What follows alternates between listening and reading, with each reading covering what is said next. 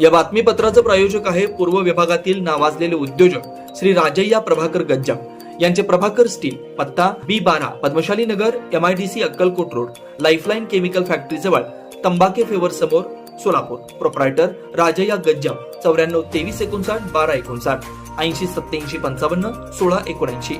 मागील काही दिवसांपासून छत्रपती संभाजी महाराज तलाव अर्थात कंबर तलाव तसेच किल्लाबाग परिसरात कावळा, घार, बदक यांचा मृत्यू झाला होता. या अनैसर्गिक मृत्यूचं कारण हे बर्ड फ्लू असल्याचं स्पष्ट झालंय. भोपाळ येथील हाय सिक्युरिटी अॅनिमल डिसीज लॅबोरेटरी या प्रयोगशाळेकडून अहवाल प्राप्त झालाय. भविष्यात बर्ड फ्लूचा प्रसार इतरत्र होण्याची शक्यता नाकारता येत नाही. त्यामुळे जिल्हाधिकारी कार्यालयाकडून प्रतिबंधात्मक उपाययोजना सांगण्यात आल्या.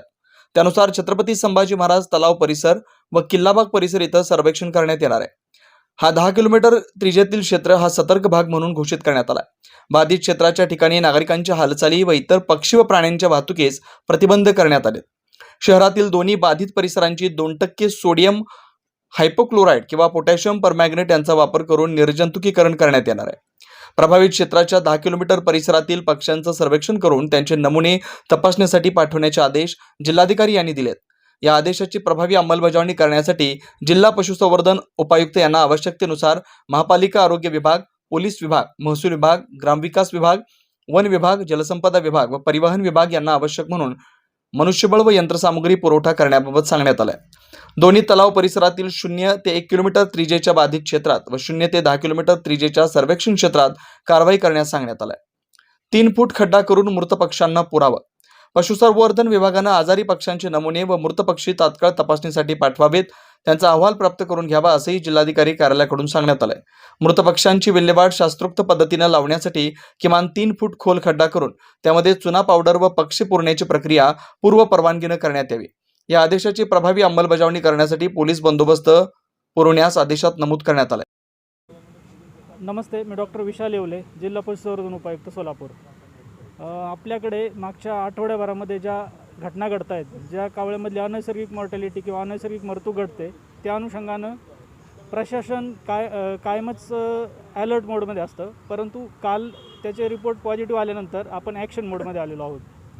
ह्याच्यामधली साधारणतः प्रक्रिया अशी असते की अनैसर्गिक मृत्यू, पोस्टमॉर्टम, प्राथमिक अंदाज, सॅम्पल पाठवणे आणि सॅम्पलचा रिझल्ट नकारार्थी आला तर आपण आपल्या अंदाजानं पुढे चाललो आहे. परंतु ज्या दिवशी सॅम्पल होकारार्थी आले तेव्हा प्रशासन ह्याच्यामध्ये पशुसंवर्धन आणि गृह विभाग यांच्या वतीने इतर सर्वच विभाग ह्याच्यामध्ये ॲक्शन मोडमध्ये आलेले आहेत. ॲक्शन मोडमधील घटना जर घडल्या तर ह्याच्यात करायचं काय, नॅशनल ॲक्शन प्लॅन मॉडिफाईड 2021 यानुसार कार्यवाही करायची. त्याच्यामध्ये डिटेली सगळ्या गोष्टी दिलेल्या आहेत.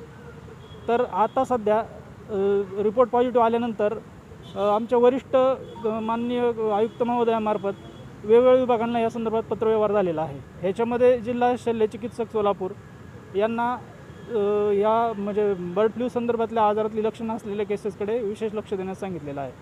तसेच या आजाराच्या दृष्टीने लागणारे औषधं किंवा प्रतिबंधात्मक उपाययोजना करण्यासाठी लागणाऱ्या वस्तू जसे की PPE किट किंवा फवारणी करण्यासाठी लागणाऱ्या गोष्टी, सॅनिटायझेशन या सगळ्या गोष्टीसाठी पुरेसा साठा करून ठेवा म्हणून वेगवेगळ्या विभागांना त्या पद्धतीचं पत्र गेलेलं आहे.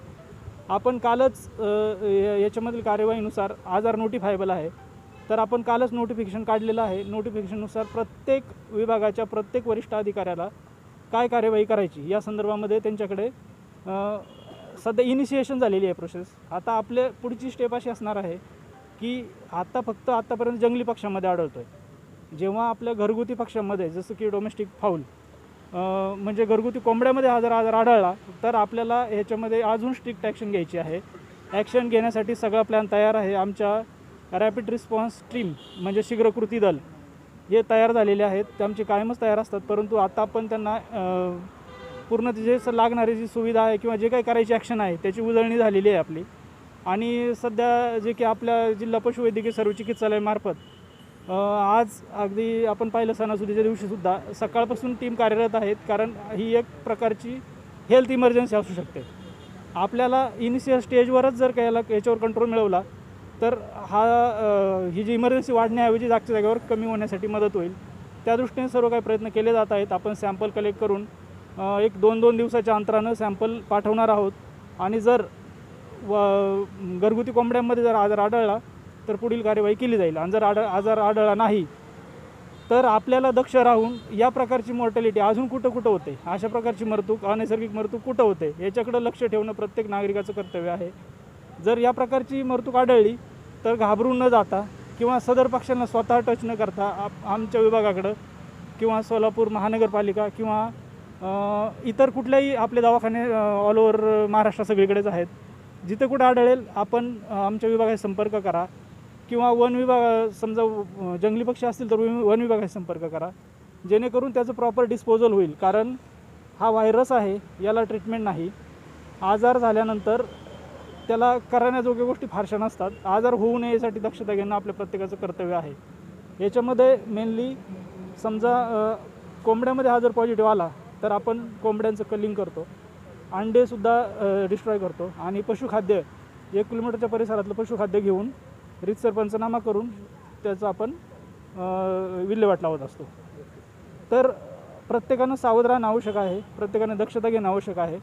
आणि या प्रकारची गोष्ट घडल्यास आपण स्वतः कुठल्याही गोष्टी न करता याच्यातील तज्ज्ञ मंडळी आहेत, तज्ज्ञ विभाग आहेत किंवा याचे जे ऑथराईज लोक आहेत यांच्याकडे द्यावं आणि कुठल्याही प्रकारची अफवा पसरू नये याची मात्र प्रत्येकाने दक्षता घेणं आपलं काम आहे. धन्यवाद. जुना पुणे नाका वसंत विहार सोलापूर येथे जर्मन येथील अत्याधुनिक 3T MRI टेस्ट कंपनीचं मशीन सोलापूर जिल्ह्यात फक्त SS बलदबा हॉस्पिटलमध्ये उपलब्ध. या मशीनद्वारे मेंदू, मज्जारज्जू, संधिवात व डोक्यापासून ते तळपायाच्या अंगठ्यापर्यंत MRI मशीनद्वारे सर्व काही रिपोर्ट कमीत कमी वेळेत. स्कॅन टायमिंग, MRI मशीनचा कमी आवाज, मशीनचे इमेज क्वालिटी अतिशय सुपेरियर. रुग्णाला तपासणी वेळी वाटणारी भीती लक्षात घेऊन 70 सेंटीमीटर एवढे ओपनिंगची सोय. अत्याधुनिक सॉफ्टवेअर बसवल्यामुळं सोलापूरकरांची उत्तम सोय.